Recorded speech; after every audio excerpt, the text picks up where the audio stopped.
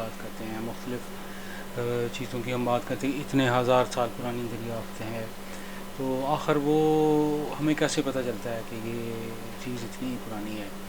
जो आसार कदीमा जो मुख्तलिफ़ चीज़ें मिलती हैं उनकी हम एज डिटरमिन करते हैं कि ये इतने हज़ार साल पुरानी तहज़ीब है।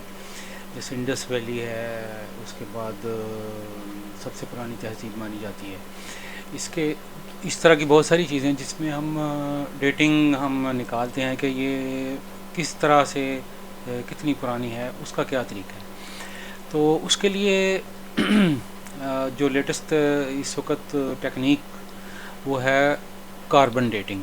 अब कार्बन डेटिंग है क्या, ये हर किसी को तो पता ही नहीं है कि किस तरीके से इसको निकालते हैं। होता ये है कि कार्बन एक ऐसी चीज़ है कि हमारा ये जो है नेचुरली बहुत काफ़ी मिलता है। ये एलिमेंट ये जो कार्बन जो एलिमेंट है ये नेचुरली हमें बहुत मिलता है, दरख्तों में भी बहुत होता है, फ़ज़ा में भी होता है, हवा में कार्बन डाइऑक्साइड और कार्बन मोनोऑक्साइड की शक्ल में होता है।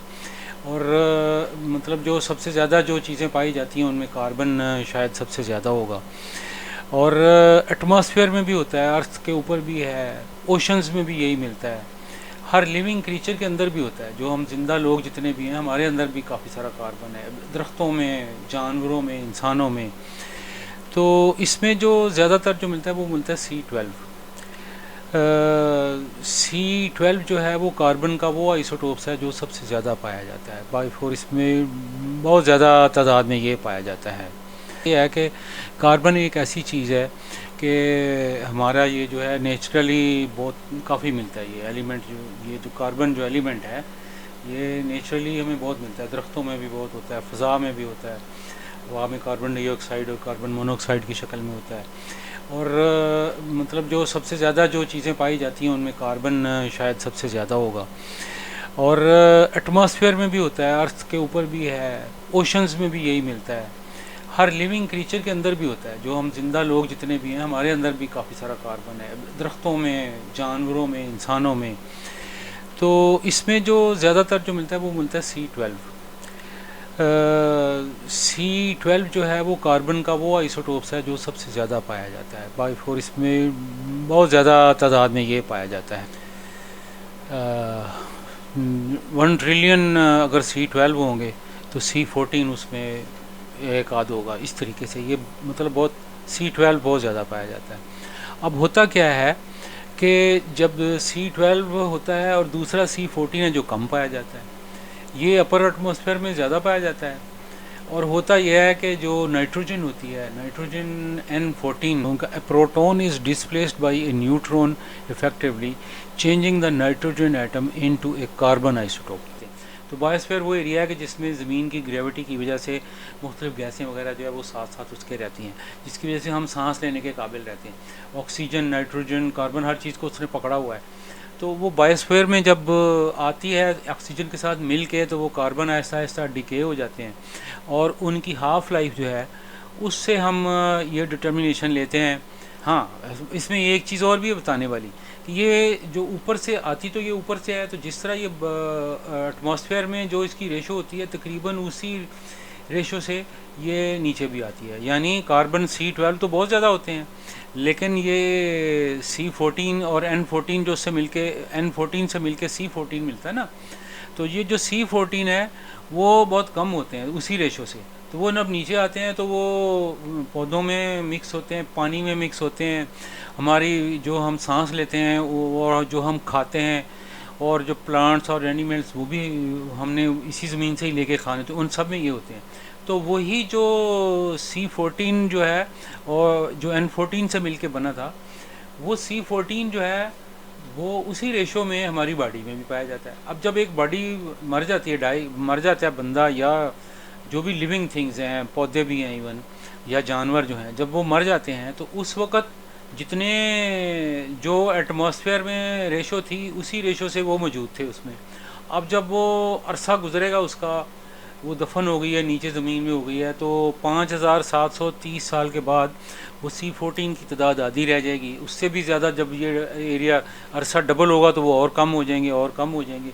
इस तरीके से जब हमें जो आसार कदीमा में से जो लिविंग थिंग्स की चीज़ें मिलती हैं मसलन अगर कोई पौधे दरख्त कोई पुराने सूखे हुए मिल जाते हैं, अगर हमें कोई पुराने स्ट्रक्चर मिलते हैं, जो बॉडी बोन्स मिलती हैं, तो उसकी हम कार्बन डेटिंग निकालते हैं। उस कार्बन डेटिंग में हम देखते हैं कि वो C14 और C12 की रेशो क्या है।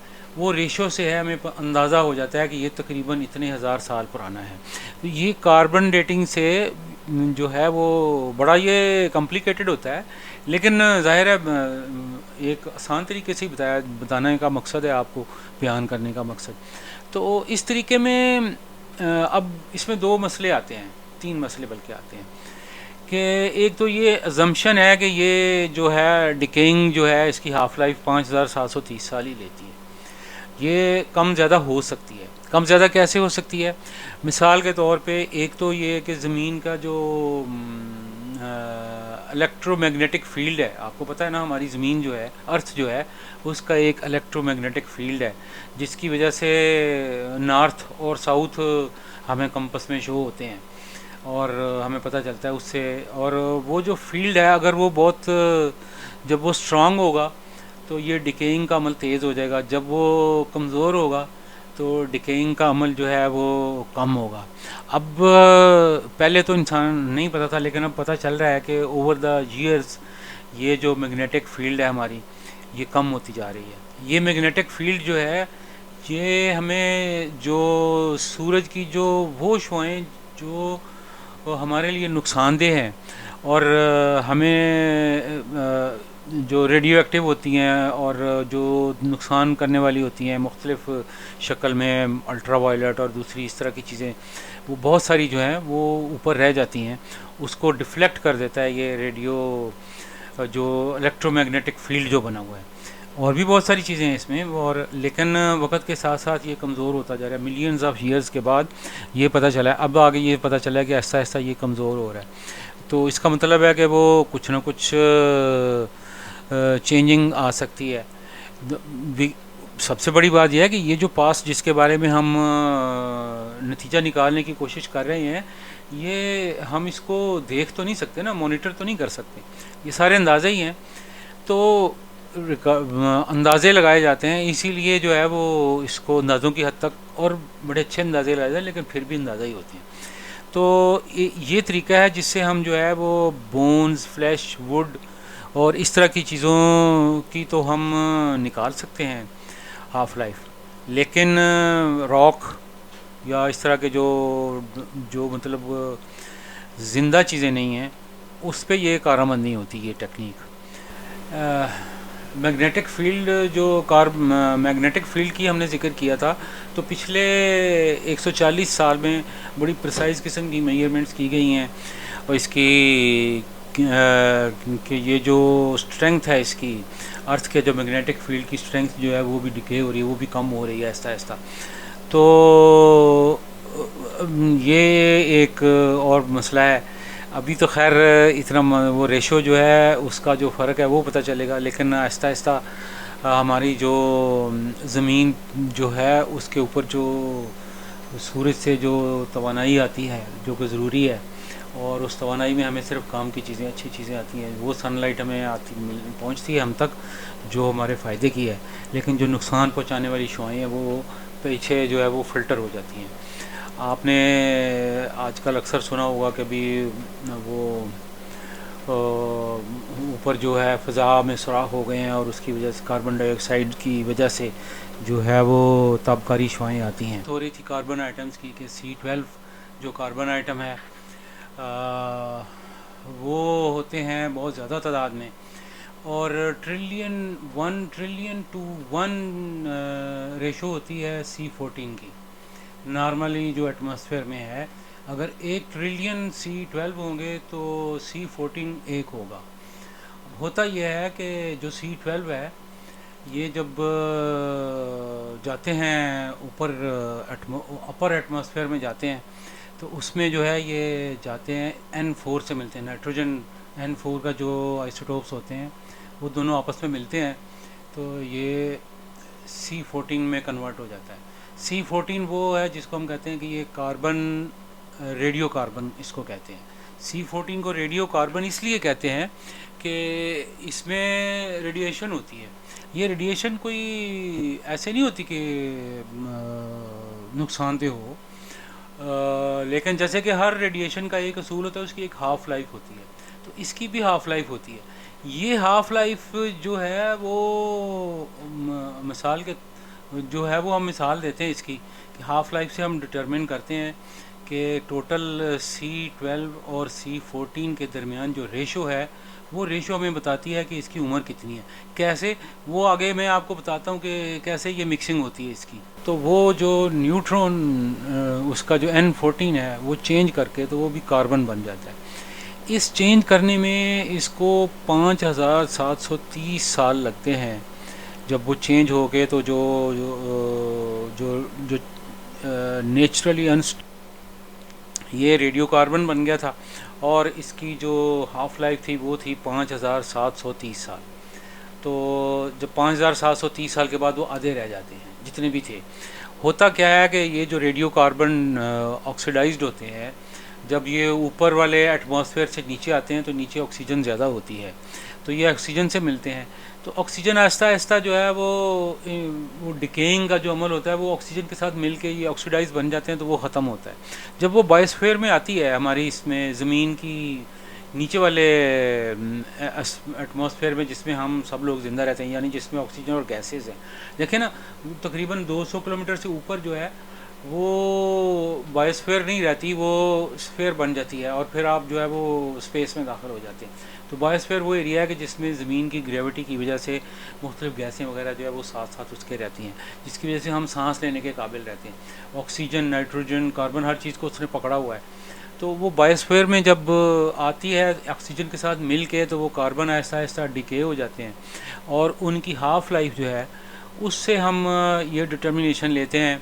हाँ, इसमें एक चीज़ और भी है बताने वाली कि ये जो ऊपर से आती, तो ये ऊपर से है, तो जिस तरह ये एटमॉस्फेयर में जो इसकी रेशो होती है तकरीबन उसी रेशो से ये नीचे भी आती है। यानी कार्बन C12 तो बहुत ज़्यादा होते हैं, लेकिन ये C14 और N14 जो उससे मिलके N14 से मिलके C14 मिलता है ना, तो ये जो C14 है वो बहुत कम होते हैं उसी रेशो से।